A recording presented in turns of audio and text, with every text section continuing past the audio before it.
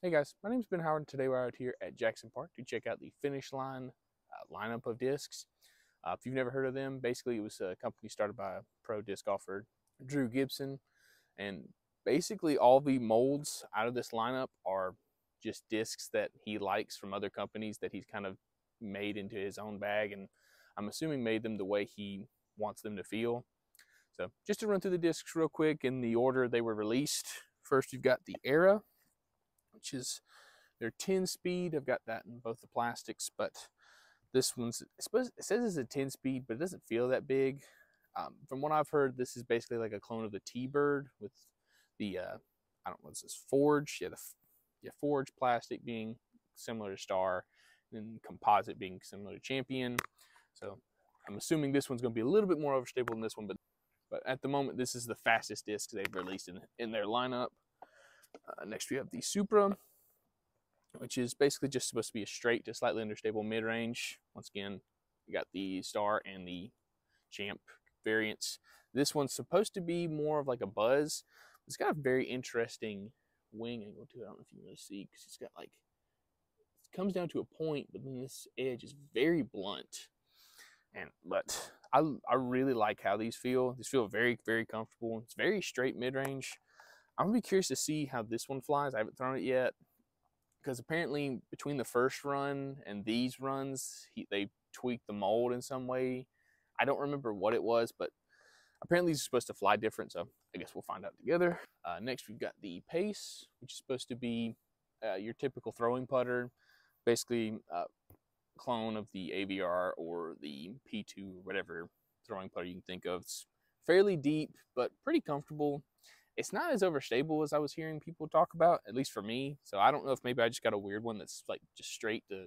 Sometimes it's understable, so I'd be really curious to see how well I can putt with it today. I don't really like deep putters for putting, so not too much pressure I'm gonna put on myself. But then finally we've got the last two discs out of the lineup. This is the Torque, which just released not too long ago.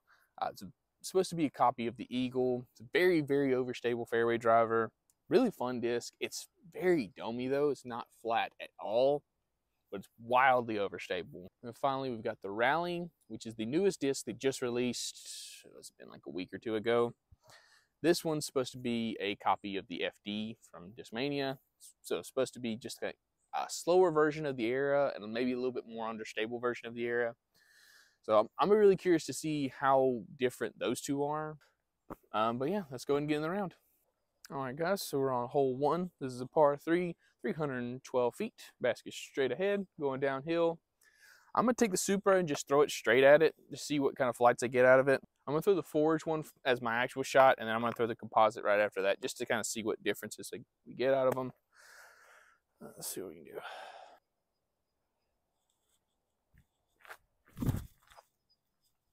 Oh, wow, that flipped a lot on me.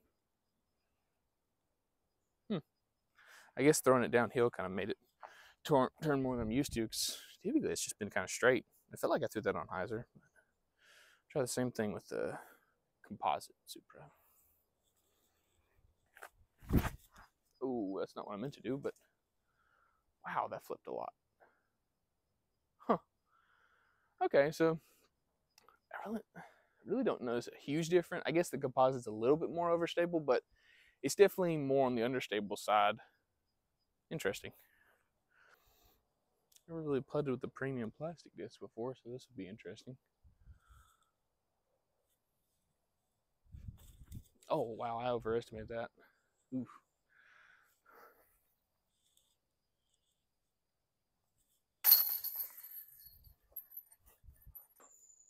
All right, guys, so we're on hole 2.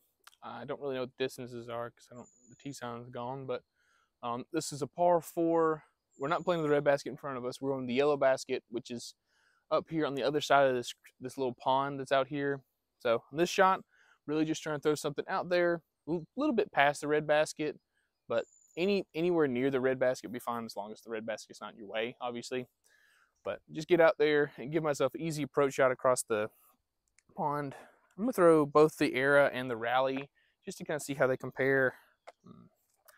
I'm gonna go with the Rally as my actual shot because I'd rather be off to the right on this one, even though it'll give me a longer approach shot with the green, but just don't want to throw any more discs in that pond because I've thrown way too many in there already.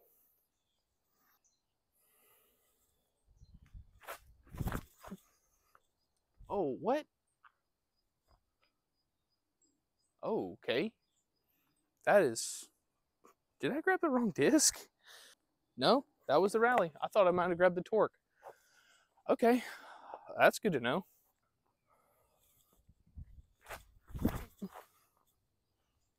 That's more what I was expecting out of it. Huh, okay. Weird. Apparently the rally is not like an FD at all, unless you're talking about like the C-line FDs.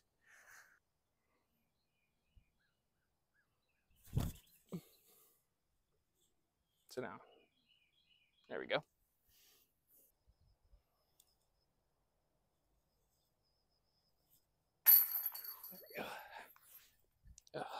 All right, guys, so we're on hole 3. This is a par 3, 309 feet just straight ahead up the hill.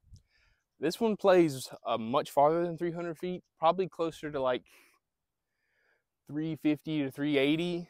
So I'm probably not gonna be able to get any of the discs there, but I'm gonna go with the air in the rally again, just to see if maybe that was just a weird fluke from the rally. But my main shot's gonna be the air. Got a little bit of a tailwind, so I'm gonna have to give this. I'm gonna try and give this just more of like a distance line. Give it height, anhyzer, and see if I can get it to flex out near the end. Stay high. Oh wow, that got way up there. Dang, that tailwind helped, I guess. All right, let's try the same line with the rally.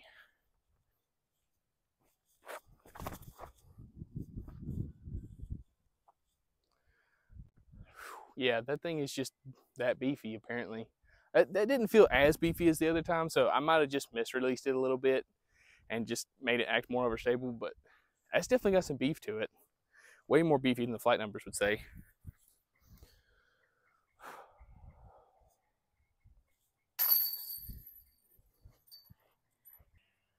All right, guys, so on hole 4, this is a par 3, 230 feet. Basket's up here slightly off to the right. So I'm going to take the pace, just throwing a little bit of anhyzer, and I'm going to try and get it to bend off to the right, just off this tree right in front of us. And if I do that, I should be able to park it. The ground does slip away behind the basket, so there's a chance I could throw this a little long, but it shouldn't be too difficult with this disc. It doesn't feel like it has a ton of glide. As long as I get the right shape, I should be within the circle.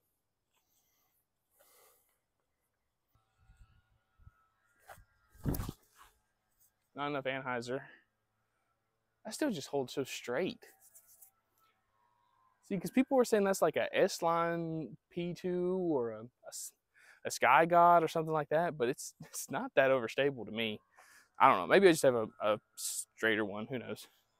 I must have hit off some of these trees off the left and kicked backwards, because I would not have thought I would have ended up here from where that drive was going.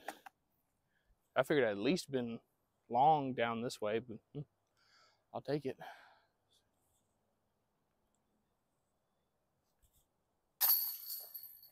All right, guys, so we're on hole 5. It's a par 3, 200 feet straight ahead. I was hoping this one was going to be in the B position because it's like a big hyzer.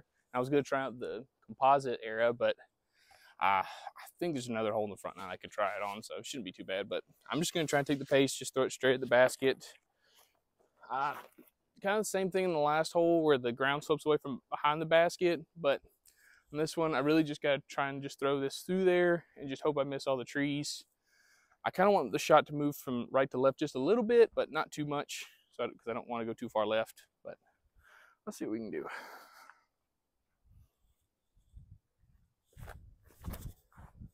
Just like that. Get in the hole, please. Ooh.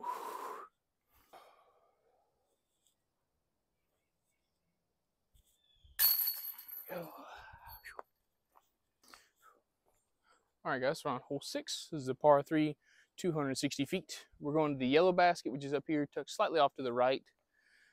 As you can kind of tell, the ground is sloped heavily from left to right. So I really got to make sure that I throw these into the side of the hill straight in front of us. But I'm going to try and give the Supras another chance. Just throwing them flat and see if I can get them to kind of bend right. Just see what kind of flight they give me if I hit them hard and flat. I don't really know which one I want to throw. I'll go with the composite one because I feel like it's the more stable out of the two. And I'd rather be straight than off to the right on this hole. Oh my gosh. Oh, now I get to scramble too. I don't know what that was. All right. Now for the launch edition one, or whatever it's called. Forge. That's much better. I think that's parked. Maybe. Yeah, that's parked. The one thing I really feel like I'm missing is an approach disc. This is a situation where I would really like one, but I'm going to try the Torque. This is the one that I said was kind of like an eagle. It's wildly overstable, but I'm just going to be smooth with it. Do a little chip flex forehand. Just got to make sure that it doesn't go too far right. I want to make sure that I hit this to land and match the angle of the hill. Scoot up to it. Just like that. Give me a little left. Yes. There we go. Perfect.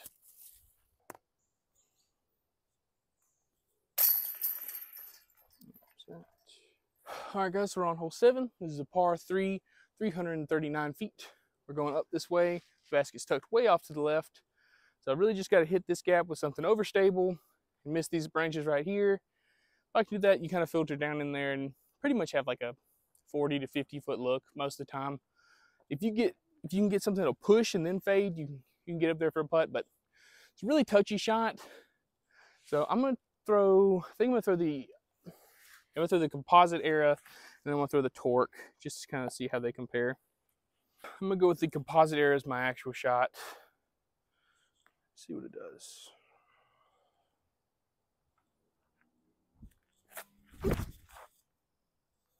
Get around that tree. Oh, it's still going. That got enough forward push to where it should be up there in the circle. Now for the Torque. This one I'm gonna have to give a little bit of Anheuser. See if I can get past that tree branch. Oh, not that much. God, it's still flattened up.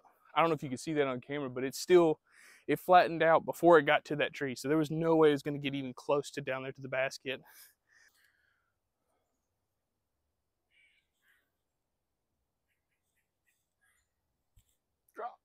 Ooh, we're good. Ooh. All right, guys, so we're on hole 8. This is a par 4. Depending on where the basket is, it's 440 feet or 490 feet. But on this shot, I'm really just trying to hit this gap with something that'll push through it and then go right and then go back the other way. Basically kind of like an S shape. Not too much to this hole, just a few trees in the fairway that you've got to miss. I'm going to try a forehand with the composite era. Probably just do a forehand with both of them. See how they react to forehands. I don't really like throwing a forehand on this hole just because of this tree right here. But I think I can make it work. We'll see.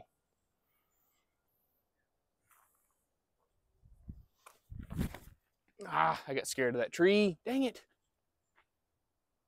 And I didn't hit anything all the way out there, of course. That tree's just like, it's not even where I want to throw it. It's just, if I do miss release, I'm probably going to hit it. So it gets in my brain, but we got this time. Much better. Well, oh wow, that faded out hard. That felt really good. Kind of gave me a little early turn, but just a nice, reliable finish. Pretty nice. I wish I could have seen what the composite one would have done. All right, nothing crazy. Just gonna jump out of here and get myself in a good position to try and get up and down.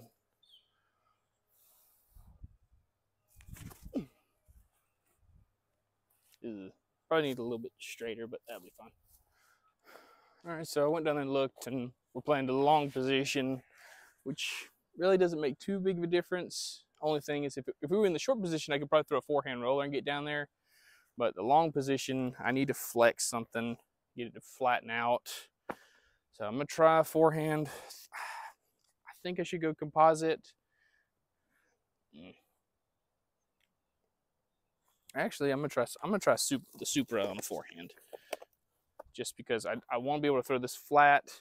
I don't want to throw anything fast because the ground slopes away heavily behind this basket. Like it's almost a 45-degree slope. So really not trying to park this one or give myself a putt. This is just more of a layup.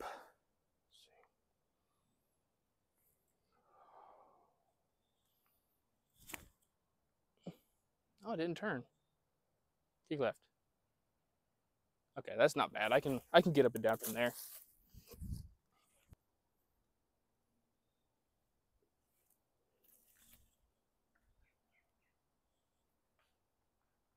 That's perfect. Couldn't do that any better.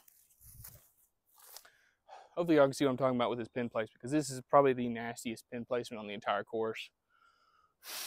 Makes these small putts nervy, because you know if you hit the cage, you can roll away.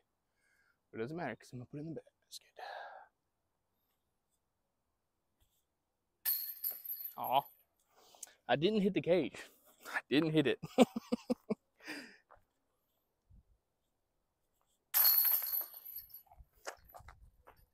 All right, guys, so on hole 9. This is a par 3, 190 feet, really? It was way farther than that, but basket's just straight ahead. One biggest thing to notice, it's on the side of the hill. And this hole's kind of just a poke and hope, because you can easily throw it right under the basket and have it stick there, or hit the rocks behind the basket and roll down to the bottom of the hill. Either way, this isn't that bad most of the time. The biggest thing that gets you in trouble is kicking a tree early and going way right or way left. So really just kind of smooth this up there. Actually, this is the long tee pad. The short tee pad's up there, but I didn't want to throw the pace again because I've already thrown it. So I'm gonna go with both the Supras and both the Eras, just to kind of throw them some more. With it going as far up the hill as it is, it's gonna be interesting to see how these fly. But I'm gonna go with the Forge Supra. It's been flying really good for me. I really don't think I need as much distance as I'm gonna get out of the Eras. Let's see what we got.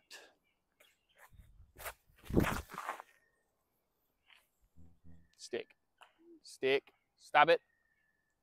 Whew, okay, we're good. All right, this time I'm gonna trust this Supra as if it's just gonna be dead straight. I'm not gonna treat it as understable as like I have been.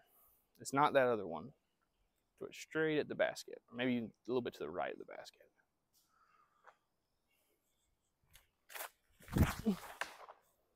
I did throw it a little right to the basket.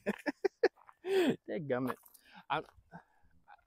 I just have some discs like that. I don't know if y'all ever have that, where it's just like, I don't trust this disc at all, and I don't know why. I can't trust that thing for some reason. So, all right, let's ace run it with the Era.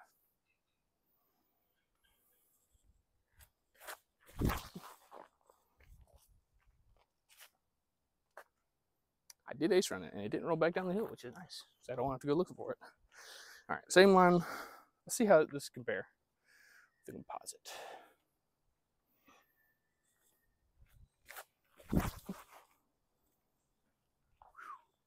Yeah, that one's way more stable. That's nice though. I really like how those two compare, because it's always nice to be able to buy two of the same discs and get in different plastics and get similar flights but much different flights out of them. And you can tell with that where like the composite Era is more like a T-Bird 3, and the regular Era is like a T-Bird or maybe like a TL. Like it's really straight. It's really fun discs.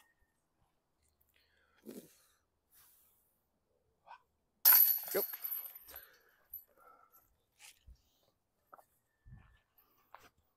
All right, guys, that finished up the front 9 out here. I gotta say, I'm playing way better with these discs than I was really expecting to.